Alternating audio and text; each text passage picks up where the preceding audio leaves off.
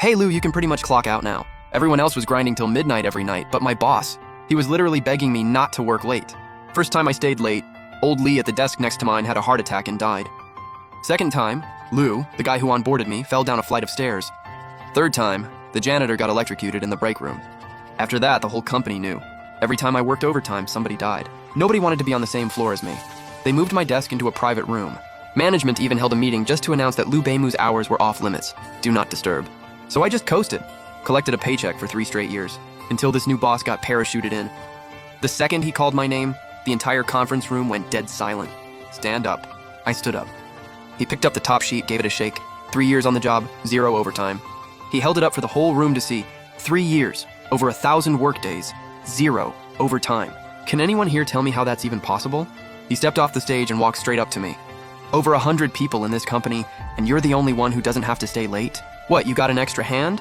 Or are you just doing half the work everyone else does? Mr. Wen, company policy says I'm exempt from overtime. Policy? Ha! Let me tell you something. Starting right now, there's only one policy in this company, and that's whatever I say. You work late tonight or don't bother showing up tomorrow. Mr. Wen, if I work overtime, someone's going to die.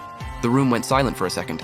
Then he burst out laughing. Ha ha ha ha! When he finally stopped, he straightened up and pointed at me in front of everyone. You all heard that? He said someone's gonna die. Lou Beimu, 3 years, 0 overtime, says somebody dies every time he stays late. He spun back around and got right in my face. Lou Beimu, let me tell you something. I've been in this industry for over 20 years.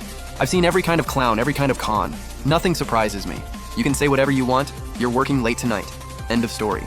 He stepped back, raised his voice. We're adding one more person. He pointed at the security captain hunched in the corner. You're staying with him tonight. Anything happens, it's on you. The security captain's face went completely white.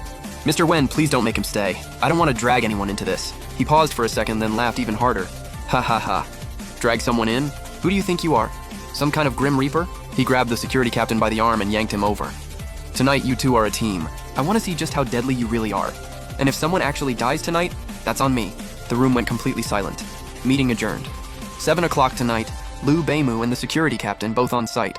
Anyone who's a no-show, don't come back tomorrow. He was banking on the fact that I couldn't afford to quit. And honestly, he was right. As people filed out, the finance guy walked past me, gave my arm a quiet tug. His hand was ice cold. Beimu, watch yourself tonight. I nodded. At 6:50 p.m., I showed up. The security captain was already at the front desk. This dude in his 40s, all hunched up in the chair. The second he saw me walk in, he shot to his feet. Be Beimu, bro. Is something actually gonna happen tonight? It's fine, just stay seated. Whatever you see, don't move. 7 o'clock sharp, elevator doors open. Wen Ku steps out. He clocks me and smirks. Oh, you actually showed up. Thought you'd call in sick. I said nothing. He walked over and looked me up and down. I did my research on you. 3 years ago, right when you started, someone died on your floor. Then it happened twice more. Always on a night you worked late. You really think I'm gonna buy that? One person stays late and people start dropping dead? These Gen Z kids always think they can shake things up? Pathetic. Mr. Wen, whether you believe it isn't really the point. Oh yeah? Then what is the point? The point is, you're here tonight too. He froze for a second, then he laughed. Fine, I'll stick around and watch. Let's see what kind of show you put on. He turned and headed toward his office, then stopped and looked back. Beimu, you better park yourself at that desk and work on those revisions. My office door stays open. I've got eyes on you the whole time. I sat down, opened my laptop. The security captain hadn't moved an inch at the front desk.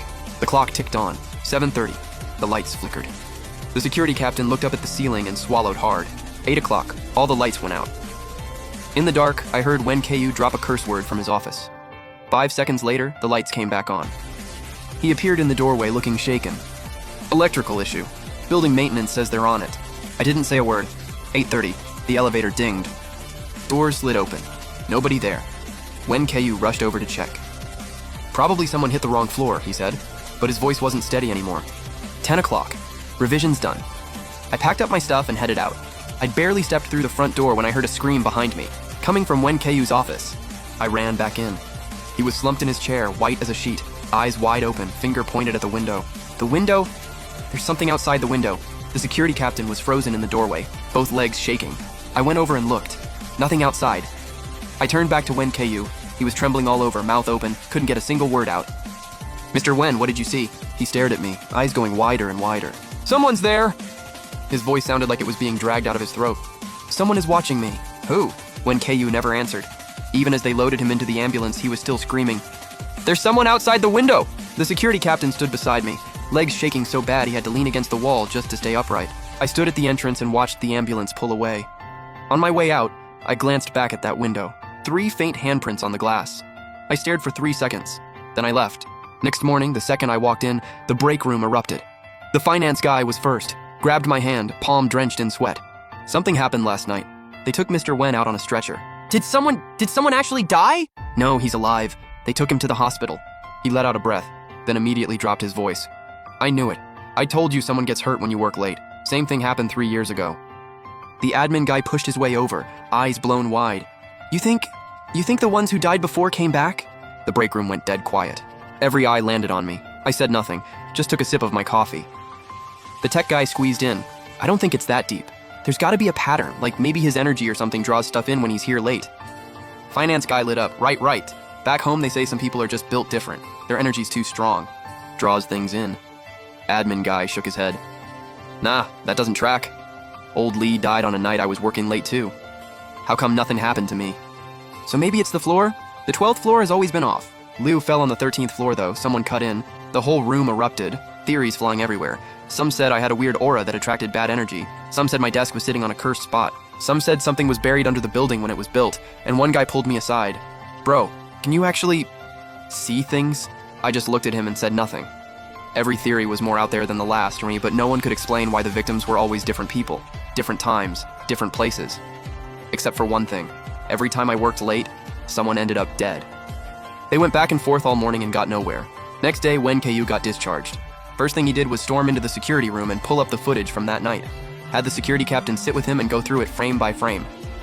Elevator doors open. Nobody there. Me at my desk, drinking coffee, typing away. Nothing. He rewound and rewatched that clip dozens of times. That's it? That's it? He sat there in silence for a long time, then stood up and walked out. I saw him coming from my desk, Liu Beimu, my office. Now, I followed him in. He shut the door and locked it. Then he turned around and stared me dead in the eyes. Who are you, really? I held his gaze. I'm just me, Mr. Wen. That's not possible. He took a step forward. You know something. I know you do. That night I clearly saw. What did you see? He opened his mouth. Nothing came out. Mr. Wen, what did you see? Still nothing. I smiled and turned toward the door. From behind me, Liu Beimu, don't you walk away. I kept walking. Right after that, he called a company meeting. He stood at the front. Everyone, I've heard the rumors going around. I know what's been said. He scanned the room. About my hospitalization. It was an accident. I was exhausted that night. I psyched myself out. Someone muttered something under their breath. He pretended not to hear it. We're back to normal operations. Overtime resumes. His eyes landed on me. Liu Beimu. Tonight you're staying late again. I stood up. Mr. Wen, I refuse. Dead silence in the conference room. He smiled. Refuse? On what grounds? I said it slow and clear. I don't want anyone else getting hurt or killed. Ha ha ha ha. Getting hurt? Nobody died last night. I just scared myself. That whole someone dies when you work overtime thing? Debunked. I stayed quiet. People in the room started whispering, no one died this time. Mr. Wen's fine. The security captain's fine. Was the whole thing just a myth? Right then. A scream from the doorway. It was the admin guy. Face drained white, hand pointing at the corner near the break room, whole body shaking. There! Over there! Everyone looked. Pile of junk in the corner, cardboard boxes, an old water cooler. Sticking out from behind the boxes was a hand. A pale, white hand. The room exploded. People screaming, people bolting, people just dropping to the floor. Wen Ku's face went white, but he forced himself to step forward. Stay calm, everyone stay calm, call 911! The cops got there fast. The scene was locked down. The whole floor was evacuated to the lobby. I stood in the crowd watching the lights flash. 2 hours later, word got out.